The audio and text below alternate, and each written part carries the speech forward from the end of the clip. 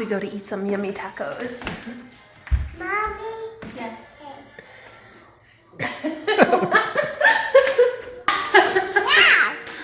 She's saying she got eggs on my camera. She's telling me that there's chocolate on my phone from her eggs. Thank you.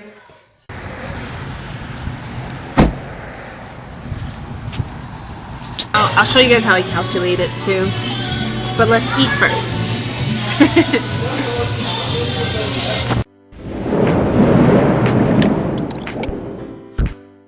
So, the number one thing I am asked when I eat out, tacos, tacos, tacos all the time, but hey, it tastes really good and is our favorite. But no, everyone's always like, how do you track when you eat out? Like, do you just not track? What do you do? And this also seems to hit a lot of my clients. Like, they'll choose not to track in a day because they ate something that they didn't know how to track, just one thing. Like someone told me, oh, I decided to cheat and have sushi, so I didn't track all day. And I was like, sushi? Cheat? What? Like, you could track sushi. You didn't have to give up your entire day because of sushi.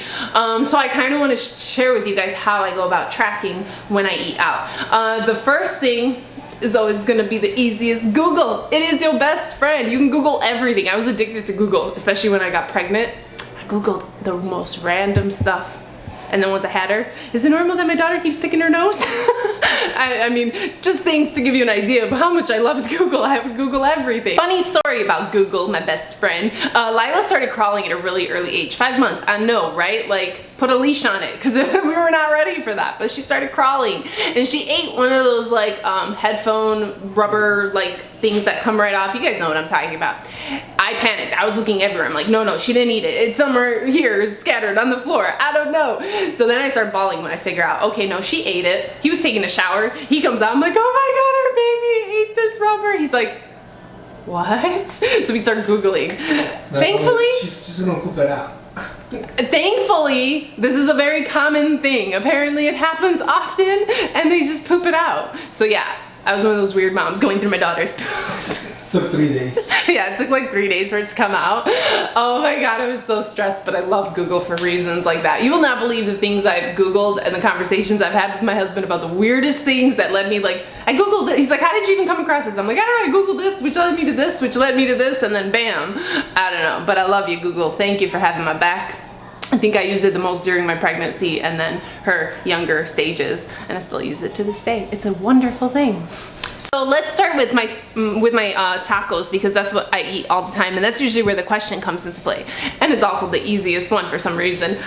So you have your tacos. The first thing you look at is your steak meat. Now you have to look up steak meat, and eating at home is really important because you understand portion sizes. Like if I see a piece of chicken, I'm gonna know how many ounces that piece of chicken is just from cooking at home and being able to see it time and time again. So I have found out that it's about 2 ounces that they put on tacos. Now some places are a little bit greedy and they don't give you the full 2 ounces, whereas some places load it up way too much and you're kicking it off, you know? But usually it's about 2 ounces per taco. Then you count your tortillas and you have to determine whether they're mini tortillas or the actual size, and most of them are a little bit minis, and they use 2 per taco. So I had 4, which means 8 of the smaller tortillas. I count 7, you know, to make up for the size difference. So 2 ounces of steak, 7 tortillas. I always add a serving of oil. Sometimes I'll do 1.5 depending how greasy they look. Remember, the steak already has some fat in there accounted for it, but you have to assume they're cooking in oil. They don't care to keep it low fat for you or not cook in oil. Delicious. So yeah, they want it to be delicious. They're putting oil in there. So now a serving of oil or 2 depending on, you know, everyone is different. And then if you like to add anything else on your tacos, like say you're the type of person that likes it with like sour cream and cheese, then you gotta account for that. We don't, we just do cilantro and onions. So that's it. Oil, steak, tortillas, bam, bam, bam. And no, I do not count the salsa. Somebody asked, do you count the salsa? It will amount to like nothing. So, I mean, it's made from tomatoes, jalapenos, and seasonings. Was born seasoning. By the way, seasonings, unless stated, have no calories. I'm always asked, like, do I have to track all the seasonings I use? I'm like, I don't know. Do they all have calories in them? If not, why are you asking me? No, I'm just kidding. I'm trying to be nice here. No, but really, if it doesn't have a calorie, why are you trying to track it? So moving on, this is the same thing you would do with like a grilled chicken sandwich. Again, very simple ingredients. Look and see what they have inside. Are they using mayo? Did they use cheese? Now you got your chicken. Figure out how much chicken that is. You've got your bun. All the other extra things like lettuce, tomatoes, pickles, I would not even bother with. And onions, like I wouldn't, it will amount to nothing, so I don't care about that. I'm looking for the oil, I'm looking for the high calorie things that are in that grilled chicken sandwich, and bam, you know, you just break it apart and do your thing. Was that simple? Now let's talk about something a little bit more complex, like when you guys see me go to the buffet and you're like, okay, how you doing this? You know, do you just not track? No, I actually track every single time. But here's the thing, I have my favorites and I stick to my favorites. If you're the type of person that wants to eat every single thing that's there, you're screwed. I'm sorry, don't track. I don't know what to tell you. Find the macros for everything and track. No, but I have my specifics that I like, that I always eat, and I stick to them. That's what I enjoy. That's why I'm going there, to eat those specific things.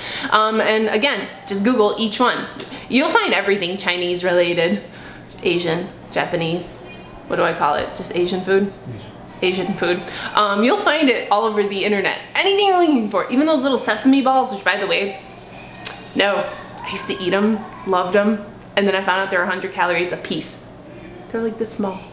This small, 100 calories a piece. No thank you, I gave them up. I was like, I'd rather eat some more volumized food. So yeah, it's pretty simple. I stick to the same thing. I've tracked it all. I know it's already in my app. Boom, boom, boom, done.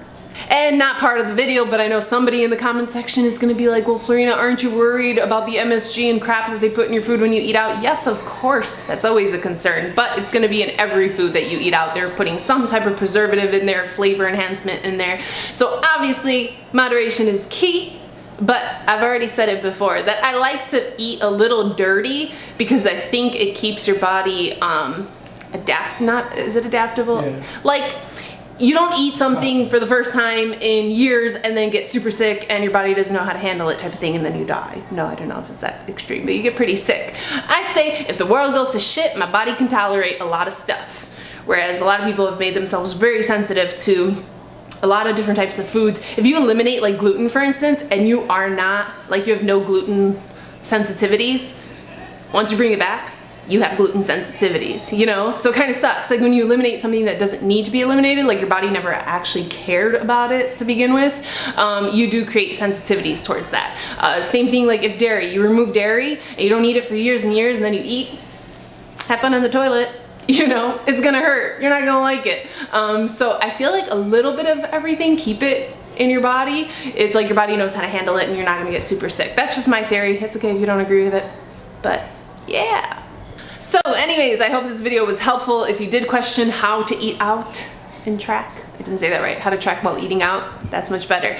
I do want to do a Q&A for you guys. I mentioned it before and people kind of got excited about it. Here's where you guys can take the opportunity to ask your questions. We may do it the next video or the video after that. Obviously the questions that are most prioritized, people are most curious about. So if you like someone's question, give their comment a like. And that way I know, A, people really want to know. Ask me anything, personal, relationship, child, mom, I don't know, ask me anything. I don't know. Do I want to take this back? No, I'm kidding. Yeah, just ask us whatever. He might be included in this one, so you guys can ask him personal questions too if you'd like. And we're gonna go ahead and do maybe like a little podcast Q&A together. So yeah, ask your questions below and we shall answer. And let's end it. How do I do this? Make sure they subscribe. Thank you. Make sure to like the video if you enjoyed the video. Be sure to be subscribed and notified. Hit that little bell right by the subscribe button. So you're notified every time I post a video.